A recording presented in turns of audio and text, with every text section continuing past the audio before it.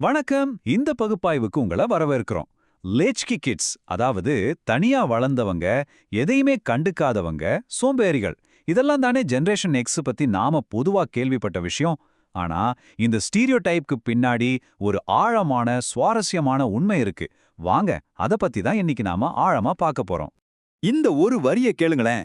இது ஒரு முழு தலைமுறையோட கதையே சொல்லுது. அவங்க யாரும் இல்லாத வெற்று வீடுகளுக்கு திரும்பி வந்து தங்களை தாங்களே பார்த்துக்கொள்ள கற்றுக்கொண்ட குழந்தைகள்.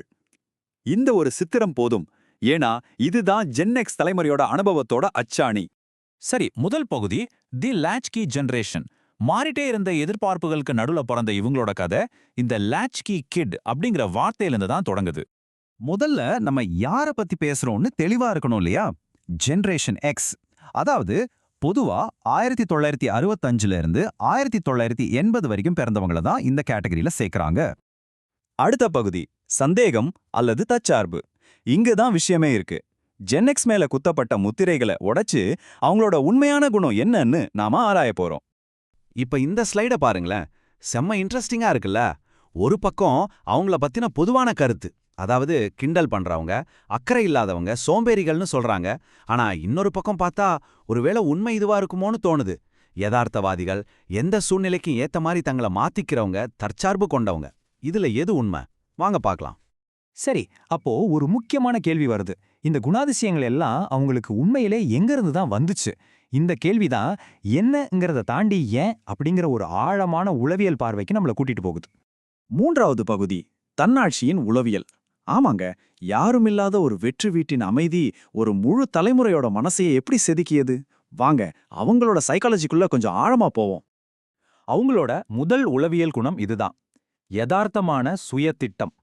அதாவது யாரோ சொல்ற வாக்குறுதிகளையோ பெரிய பெரிய கொள்கைகளையோ நம்பாம தங்களோட நேரடி அனுபவத்துல இருந்து ஆதாரத்தோட எதையுமே அணுகிறது. ஏன்னா அவங்களுக்கு சொல்லிக் கொடுக்கவோ வழிகாட்டவோ பெரியவங்க பக்கத்துல இல்ல. அதனால உலகத்தை உள்ளது உள்ளபடியே பார்த்தாங்க. அடுத்தது தீவிர தற்சார்பு. பேர்லயே இருக்குல்ல, எந்த ஒரு பிரச்சனைக்கும் சரி, ஒரு ஆறுதலுக்கோ வழிகாட்டுதலுக்கோ சரி, மத்தவங்கள சார்ந்திருக்காம அவங்களே முழுசா நம்பி இருக்கிற அந்த ஒரு அபாரமான திறன். யோசிச்சு பாருங்க, உதவிக்கு யாருமே இல்லாதப்போ நம்மளே நமக்கு ஹீரோ ஆயிடுவோம்ல, அது மாதிரி தான் இதுவும். இந்த குணங்கள்லாம் ஒரே நாள்ல வரல, அது ஒரு தினசரி பழக்கமா இருந்துச்சு. ஸ்டெப் 1, ஒவ்வொரு நாளும் ஸ்கூல் முடிஞ்சு வீட்டுக்கு வந்தா வீடு காலியா இருக்கும். ஸ்டெப் 2, தனக்கான பொறுப்பா தானே ஏத்துக்கணும். ஸ்டெப் 3, பிரச்சனைகளை தனியா சமாளிக்க கத்துக்கணும். கடைசியா ஸ்டெப் 4, இது எல்லாத்தோட விளைவா அவங்களுக்குன்னு ஒரு சுதந்திரமான உலக கண்ணோட்டம் உருவாகுது. இந்த ரொட்டீன் தான் அவங்களோட மன உறுதியை உருவாக்குச்சு. சரி, இப்போ நாம இந்த பகுப்பாய்வோட உச்சக்கட்டத்துக்கு வந்தாச்சு. ஜென்எக்ஸ் பத்தின நம்ம மொத்த பார்வையையும் மாத்த போற ஒரு புதிய கோணம் இது. இது நாள் வரைக்கும் இருந்த தவறான கருத்து இதுதான். ஜென்எக்ஸ்னாலே அவங்களோட அந்த கிண்டலான, அலட்சியமான மனப்பான்மையால் வரையறுக்கப்பட்ட ஒரு தலைமுறை. இதுதான் நம்மள பலரும் நம்பிட்டு இருந்த கதை. ஆனா இங்க தான் இருக்கு அந்த புது வெளிப்பாடு. அவங்களோட அந்த குணம் அலட்சியம் இல்ல.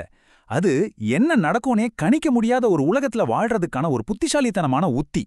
அது ஒரு தற்காப்பு தந்திரம், ஒரு சர்வைவல் ஸ்ட்ராட்டஜி. இதுதான் இந்த ஆய்வோட மிக முக்கியமான கண்டுபிடிப்பு. இத நல்லா புரிஞ்சுக்கோங்க.